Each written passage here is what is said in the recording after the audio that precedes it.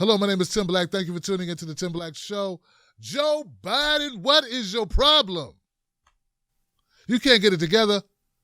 I thought you wanted to be the front runner.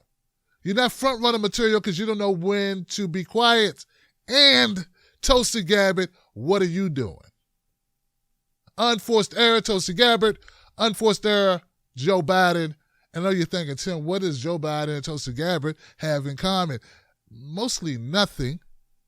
But first, just in case you didn't know, here goes Joe Biden being Joe Biden. Joe Biden made the remarks at a fundraiser last night, pushing back against liberal critics who complained his willingness to work with political adversaries is old-fashioned. Biden recalling his early Senate career, bringing up two segregationist senators, Herman Talmadge and James Eastland, who called African Americans an inferior race. I was in a caucus with James O. Eastland, Biden said. He never called me boy. He always called me son. At least there was some civility. We got things done. We didn't agree on much of anything. We got things done. Biden made the comments despite his aides having long urged him not to discuss his relationships with segregationist senators. Joe, what are you thinking about? You bringing up segregationists. I'm sure no one asked him, hey, Joe, have you ever worked with segregationists? No, Joe just offered that information because he's Joe. And he wants to show that he's already running against Donald Trump. Joe wants to show that he is the front runner. He's above the fray. He's untouchable. And he wants to show how he's the better presidential material because he's going to get Mitch McConnell to do whatever he wants Mitch McConnell to do because he's going to be so civil with Mitch McConnell. Oh, yeah. Joe Biden. Now, the obvious, hey, Joe, what are you doing working with segregationists? My response to why Joe Biden would speak fondly of segregationists or working with segregationists is because Joe Biden himself was a segregationist. If your argument for being against busing is you don't think it's right that white parents, kids have to share schools with black kids and that offers solutions to help those poor neighborhoods and those poor schools, then yeah, you are a bigot and you're a segregationist. His campaign told Joe, don't mention this. Don't mention it, Joe. Don't bring it up. Don't talk about segregationists. Don't talk about these people you worked with. It's not good for you, good for the campaign. Joe did it anyway. Joe suffers backlash because Democrats, who are also running for the nomination, seized upon it. To coddle the reputations of segregationists, of people who, if they had their way, I would literally not be standing here as a member of the United States Senate, is, I think, it's misinformed and it's wrong. Well, welcome back to Harvard. That was Democratic presidential candidate Kamala Harris, of course, responding to Joe Biden's, former Senator Biden's comments on working with two segregationist senators as an example of the civility in the Senate way back in the 1970s when he got there. Biden's comments have been condemned by several of his opponents. In a statement, Senator Cory Booker said, Vice President Biden's relationships with proud segregationists are not the model for how we make America a safer, more inclusive place for black people and for everyone. And frankly, I'm disappointed that he hasn't issued an immediate apology for the pain his words are dredging up for so many Americans. He should. That's Cory Booker. Senator Elizabeth Warren told reporters, I'm not here to criticize other Democrats, but it's never okay to celebrate segregationists. Never celebrate. Is that what Biden did? But perhaps the toughest response came from New York City Mayor Bill de Blasio, who's getting about a half a point in this thing. It's 2019, and Joe Biden is longing for the good old days of civility, typified by James Eastland. Eastland thought my multiracial family should be illegal. Well, the mayor of New York added, it's past time for apologies or evolution from Joe Biden. He repeatedly demonstrates that he is out of step with the values of the modern Democratic Party. So there's a lot of political maneuvering going on now to put yourself in a better position. Maybe it'll help you in the polling. Maybe it will show a chip or 2 or 3 or maybe 100 in Joe Biden's armor. This is great for those candidates who are you know, they want to run. They want to defeat Joe Biden. They want to get the nomination. So I understand it. This is what's going to happen. In fact, what's going to happen throughout this primary, there are going to be more of these instances with Joe Biden because Joe Biden, his record is very problematic. Whether we're talking about the Anita Hill hearings, whether we're talking about the 94 crime bill, whether we're talking about desegregation or segregation or busing or many of the other harsh, bigoted language that Joe Biden has used throughout the years, all the way up to 2008 when he called Obama articulate and clean. You got a Harvard graduate, law school graduate, who ended up being president for 2 terms, and your biggest, your nicest compliment about him was he was clean and articulate, which are racist tropes to begin with. That's what racist white people say about black people. He can talk and read. Wow. So, but here's the thing about Tulsi Gabbard and why I'm disappointed in her and why she made an unforced error. Because she went in to defend Joe Biden. Now, you can say she didn't defend Joe Biden if you want, but if you start off your tweets saying at Elizabeth Warren and at Kamala Harris and defend Joe Biden by saying Joe Biden did not celebrate or coddle segregationists, I don't know what defense, what other words you want me to use except defend. So there are a lot of people who support Tulsi Gabbard, and they just want to make an excuse for Tulsi Gabbard. I support Tulsi Gabbard, but I'm not going to make a damn excuse for Tulsi Gabbard. Tulsi Gabbard, if you're going to be jumping into harm's way without even being prompted, Tulsi Gabbard offered these words of support for Joe Biden based on a premise that is good but is not applicable in this situation, in this context. We're talking about Joe Biden working with segregationists for segregationist legislation. See, there are those people that want to look at this like civility, civility, civility. Civility ain't got black people very far in this country. You go back to the 1960s, you'll see black men dressed nicer than me with a tie on and a hat getting their asses kicked by white guys with sticks and jeans and T-shirts. Because it didn't matter how civil we were and how clean we were. They were bigots. Civility doesn't win the day every day. So Tulsi Gabbard, another thing about this is, once again, Tulsi Gabbard offered this. No one asked Tulsi Gabbard, what do you think, Tulsi Gabbard? She wasn't on Meet the Press and it was a gotcha question. She wasn't on Face the Nation and it was a gotcha question. Tulsi Gabbard jumped out into this conversation for political points.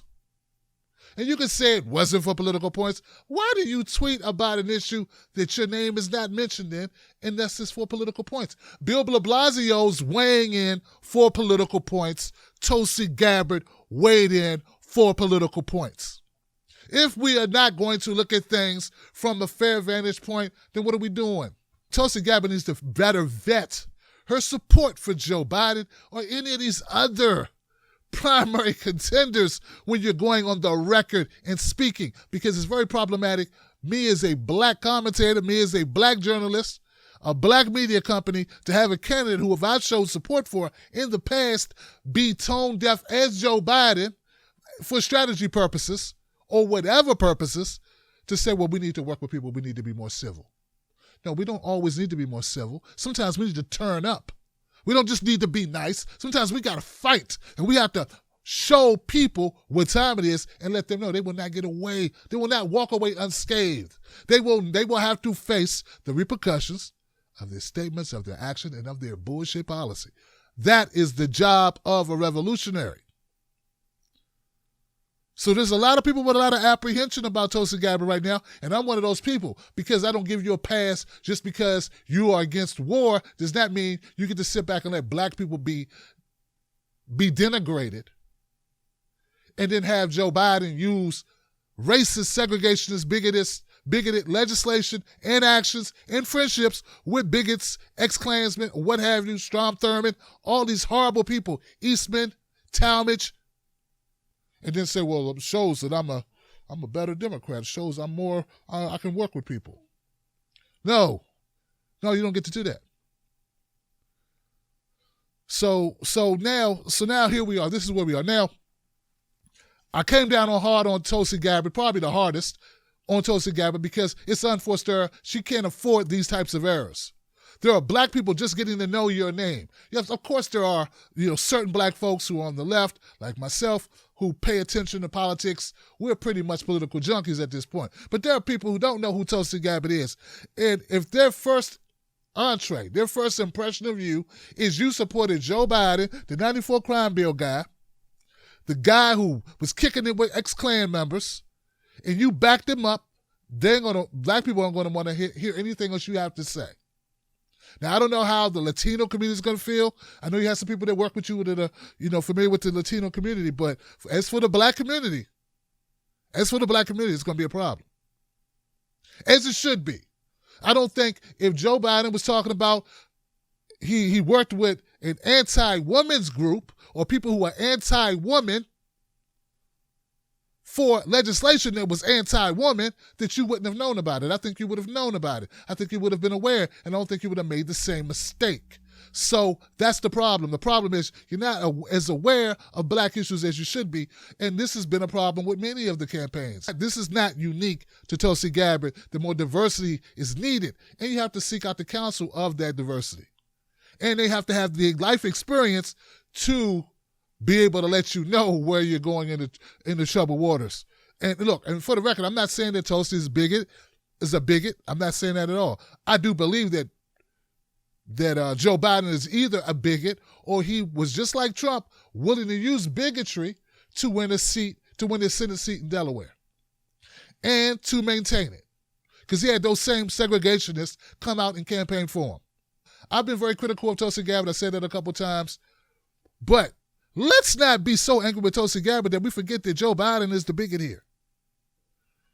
I said let's not be so upset, resentful, offended by Tulsi Gabbard's slip that we forget that it's Joe Biden who wrote the 94 crime bill. It is Joe Biden who worked with Strom Thurmond and Talmadge and Eastman and called them friends and spoke at eulogies and all of this and waxes poetic and remembers and recalls the days of we were working together. Not Tulsi Gabbard.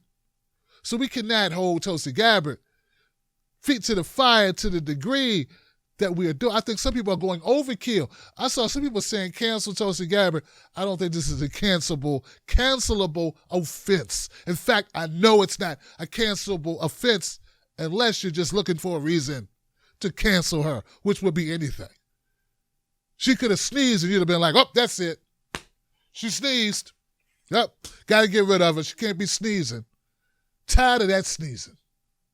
Got to cancel it.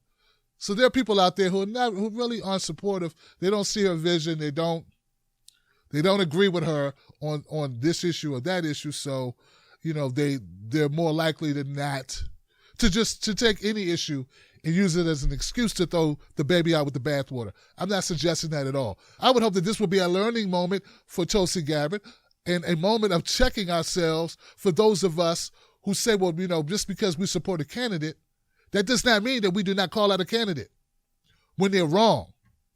It does not mean that we do not disagree with our candidates vocally when they are wrong. I think in this case, Tulsi Gabbard's wrong. We already, of course, man. Of course we think Joe Biden's wrong, okay? To those who we love, we trust, the ones that we have appreciation for, then we hold them to the highest scrutiny, which is unfair, but it's how life works. But any time that you make a mistake that allows a Bill de Blasio to do an end zone dance, come on, this is why I say Joe Biden is very problematic, and he is the wrong person to win the nomination. As much as the Democratic Party seems to be circling the wagons around Joe Biden preemptively, he's the wrong candidate. This is just the beginning. This is a foreshadowing of Groundhog's Day that will repeat itself and repeat itself when it comes to Joe Biden. This is not the last gaffe you will have of Joe Biden. Oh, there's going to be a lot more of Joe Biden slip-ups.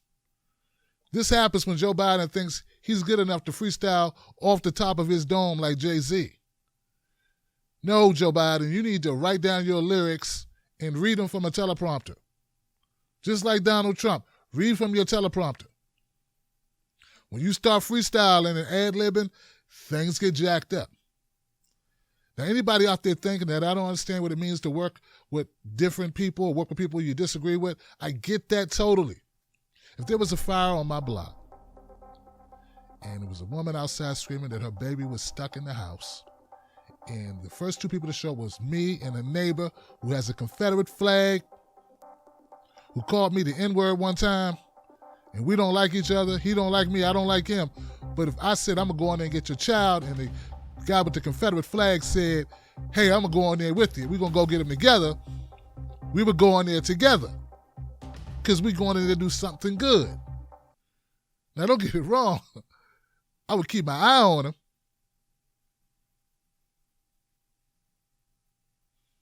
Go ahead. I'm right. I'm with you. Go ahead.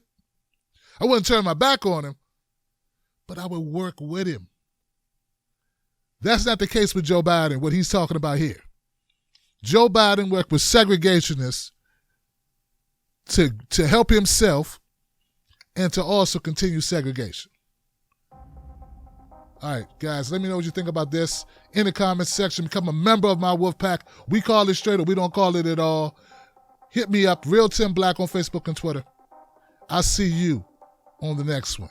Oh, and everybody else, I'm back.